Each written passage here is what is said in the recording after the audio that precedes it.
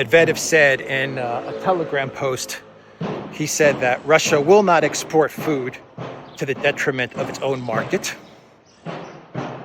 He then went on to say the importing countries would have a very difficult time, especially because without Russian fertilizers, only juicy weeds would grow on their fields. Medvedev also said, well, that's sad. They've got themselves to blame in reference to the impending autumn food crisis. Medvedev also said that the West is now backing up because all these hellish sanctions are worthless when it comes to vital things such as food and energy. So true. Sanctions interfere with everyone's desire to live a normal, prosperous life. Medvedev said the expansion of NATO and the mess with the calculations of debts, payments, and other things have aggravated the situation. And what interferes the most is the West's own, this is great, cosmic cretinism. What interferes the most is the West's own cosmic cretinism. On the one hand, insane sanctions are being imposed on us. And on the other hand, the West is demanding food supplies. It will not happen. We're not idiots, Medvedev said. Food for the citizens of Russia is a sacred matter. My God. Medvedev, he's become a hawk. Big time hawk is Dmitry Medvedev. So that's what he said with the wheat, grain, fertilizer, food panic that is now gripping the collective West. And they're doing it because they don't want the Kremlin to come out in August and say, we have no problem exporting wheat, but you have to pay for it in rubles. That's their fear. That's why they're trying to figure out, how do we get to that grain?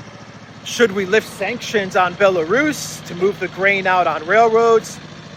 Should we call up our Russian counterparts and beg them to allow the grain to leave via the Black Sea ports, which they control? Or should we send anti-ship missiles to Zelensky, and hopefully the Zelensky government and the military can find a way to sink enough Russian ships so that we could break through the Russian blockade? I mean, they're trying to figure things out as to how to avoid what's coming, because what's coming is Vladimir Putin coming out with a statement and signing a decree which says wheat for rubles. That's what he's going to say, wheat for rubles.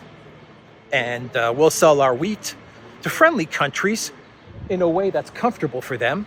We don't want to burden friendly countries, but for unfriendly countries, you have to open up an account at Gazprom Bank, deposit your USD and your euros. We will exchange those USDs and those euros, and we'll deposit it in a second account that you have opened with Gazprom Bank in rubles, where you can then pay us for our wheat. That is exactly what Russia's going to do. And I think the embarrassment, the political fallout, the shock of such an announcement from the Kremlin is just too much for the collective West to stomach. Just too much. 40 companies in Europe have signed up for gas for rubles. 40 companies.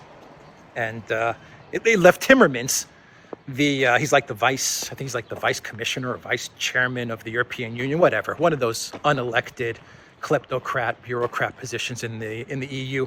He came out with a statement and he said he's very disappointed at the fact that so many companies have signed up for the gas for rubles payment policy. Well, what did you expect, Timmermans? Timmermans was the guy that came out with a statement 2 weeks ago and said that Europeans should avoid hot showers, and they should not wash their clothes. They should just put their clothes to air dry. That was his solution to the cutting off of gas by Europe. That's how he saw things. So you can't really say the same for hunger, can you, Timmermans? What are you going to tell people to do? Stop eating? Is that going to be Timmermans' solution to the lack of food and fertilizer? Tough spot, tough times for the collective West. Very tough times. What else should